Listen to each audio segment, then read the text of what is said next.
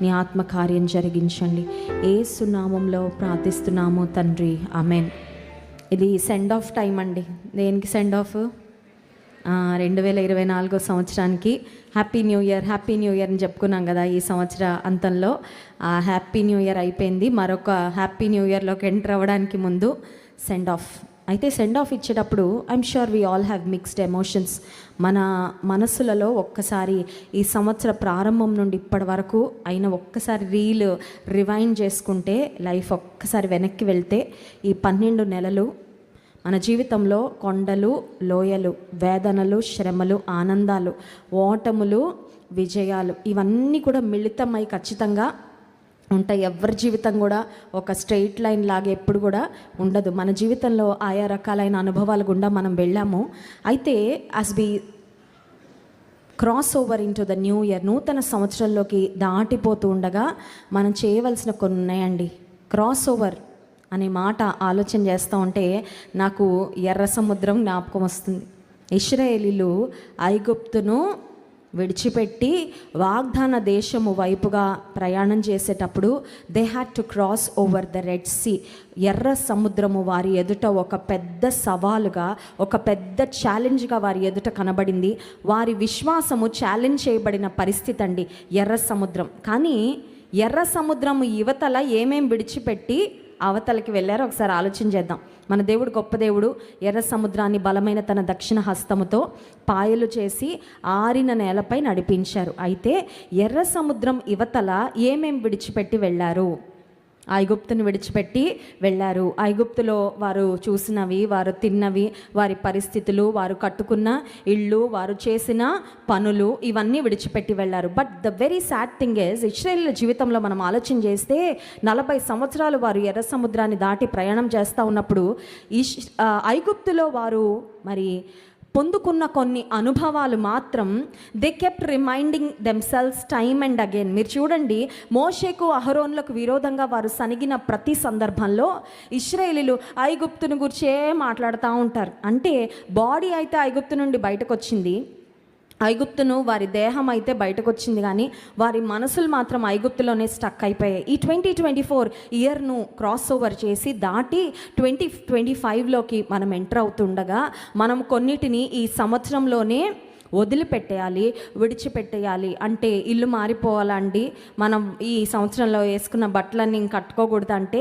I'm not talking about the physical things, physical preparation, భౌతికపరమైన సిద్ధపాటును గురించి నేను మాట్లాడడం లేదు, కానీ ఆత్మ సంబంధమైన సిద్ధపాటును గురించి నేను మాట్లాడాలని కోరుతున్నాను. ఆత్మ సంబంధంగా 2025వ సంవత్సరం కొరకు ఎలా మనము సిద్ధపడాలి అని ఆలోచన చేస్తే, పాత సంవత్సరంలో నీవెదుర్కొన్న చేదు అనుభవాలు ఏమున్నాయో వాటిని నువ్వు విడిచిపెట్టేయాలి.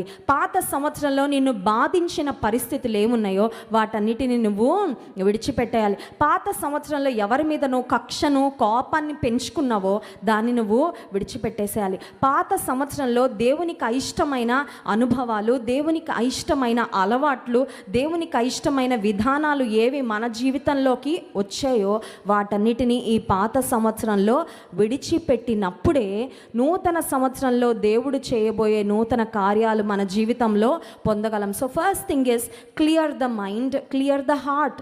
మన మనస్సును, మన హృదయాన్ని ముందు ఏ చెత్త ఉందో ఆ చెత్త అంతా ఏం చేయాలంటే, మన ఇల్లు ఎవరు ఉడవాలా? పక్కింటోళ్ళు వచ్చి ఊడరు, మనమే ఊడ్చుకోవాలి కదండి. మన ఇల్లుని మనమే క్లీన్ చేసుకుంటాం. నా మనస్సుని, నా హృదయాన్ని ఎవరు క్లీన్ చేయాలా? మనం చేయాలి కదా. మనం బాధ్యత తీసుకొని దేవుని మీద ఆధారపడి, దేవుని సహాయం మీద ఆధారపడి we have to let go of the things of the past. దేవునికి అయిష్టమైన వాటన్నిటిని ఈ పాత సంవత్సరంలో విడిచిపెట్టినప్పుడు దేవుడు కొన్ని కార్యాలు జరిగిస్తారంట. చూడండి, యెషయా గ్రంథం 43వ అధ్యాయము 18-19 వచనాలు ఒకసారి చదువుకుందాం. యెషయా గ్రంథము 43వ అధ్యాయము 18-19 వచనాలు. మునుపటి వాటిని జ్ఞాపకము చేసుకొనకుడి, పూర్వకాలపు సంగతులను తలంచుకొనకుడి. ఒకసారి ఇక్కడ ఆగుదామండి. జ్ఞాపకం చేసుకోవద్దు, తలంచొద్దు. పూర్వకాలపు సంగతులు. చాలాసార్లు టైం దాటుతుంది, రోజులు గడుస్తూ ఉంటాయి, నెలలు గడుస్తూ ఉంటాయి. కొన్ని మాత్రం మన మైండ్లో చాలా ఫ్రెష్గా ఉంటాయి. ఎందుకో తెలుసా? ఆ సీన్ ఏదైతే ఉందో దాన్ని మన మైండ్లో రివైండ్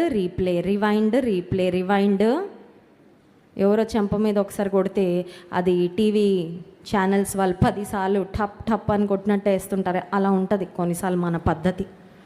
మనం ఎదుర్కొన్న కొన్ని చేదు అనుభవాలు మనల్ని ఆత్మీయంగా ముందుకు వెళ్ళనివ్వకుండా ఆపే ఆ పరిస్థితులను మనం కొన్నిసార్లు మనసులో చాలా బలమైన ముద్ర అవి వేసుకొని ఉంటాయండి. దేవుని వాక్యం సెలవిస్తుంది, నువ్వు జ్ఞాపకం చేసుకోవద్దు, నువ్వు అటువంటి వాటిని గురించి నువ్వు తలంచడానికి వీలు లేదు, నువ్వు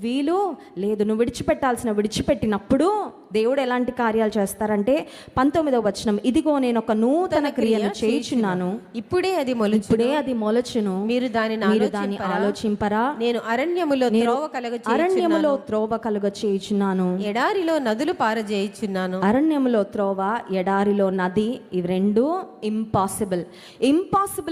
పాసిబిలిటీస్గా మన జీవితంలో ఎప్పుడు మారతాయి అంటే, ఏవి తలంచుకోవద్దని దేవుడు చెప్పారో, ఏవి ఆలోచించుకోవద్దని దేవుడు చెప్పారో వాటిని విడిచిపెట్టేసి ఆయన నూతన కార్యాల కొరకు విశ్వాసంతో ఎదురు చూస్తే మన జీవితంలో అసాధ్యమైనవి 2025వ సంవత్సరంలో దేవుడు సాధ్యపరచబోతున్నారు. నమ్మిన వారి స్తోత్రం చెప్దాం. హల్లెలూయా.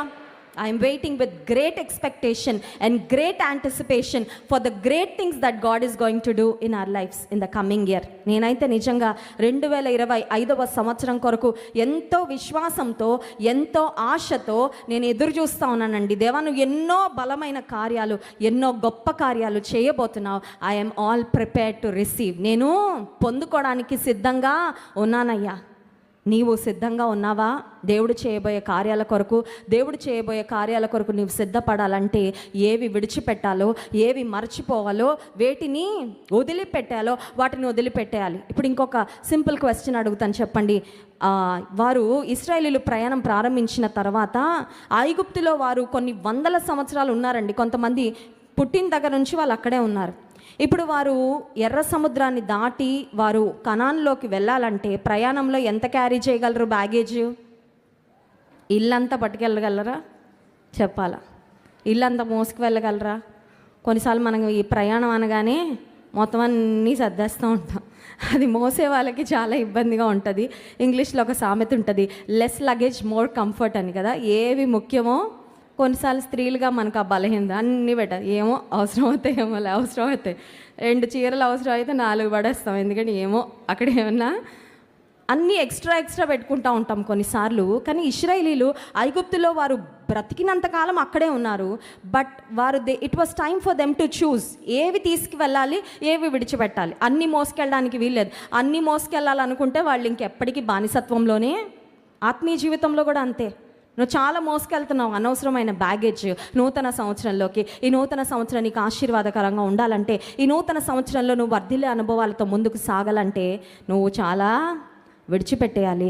దేవుడు ఏవి విడిచిపెట్టమన్నారో వాటన్నిటినీ విడిచిపెట్టేసి ముందుకు వెళ్ళాలి. సో మొట్టమొదటి అంశం ఏంటంటే, ఏవి విడిచిపెట్టాలో వాటిని ఇప్పుడు మనసులోండి ఏవి తీసేసుకోవాలో అవి తీసేసుకున్న తర్వాత ఖాళీగా విడిచిపెట్టేచ్చా? ఆ మనసుని ఎంటీగా వదిలిపెడదామా అంటే లేదండి. ఫిలిప్పీ పత్రిక 4వ అధ్యాయము 8వ వచనంలో ఒక శ్రేష్టమైన మాట వ్రాయబడింది. ఒకసారి చదువుదాం, అందరం కలిసి చదువుదాం. ఫిలిప్పీ పత్రిక 4వ అధ్యాయము 8వ వచనం, మెట్టుకు సహోదరులారా, ఏ యోగ్యత అయినను మెప్పైనను ఉండిన ఎడల ఏవి సత్యమైనవో, ఏవి మాన్యమైనవో, ఏవి న్యాయమైనవో, ఏవి పవిత్రమైనవో, ఏవి రమ్యమైనవో, ఏవి ఖ్యాతి కలవో వాటి మీద ధ్యానము ఉంచుకొనుడి. విడిచిపెట్టి శ్రేష్టమైన వాటితో మనస్సును, హృదయాన్ని నింపుకోవాలంట. దేంతో నింపుకోవాలి హృదయాన్ని? విశ్వాసంతో నింపుకోవాలి. దేంతో నింపుకోవాలి హృదయాన్ని? నిరీక్షణతో నింపుకోవాలి. దేంతో నింపాలి హృదయాన్ని?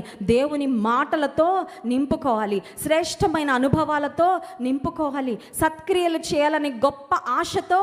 Fill your heart with good things, with great things, with precious things.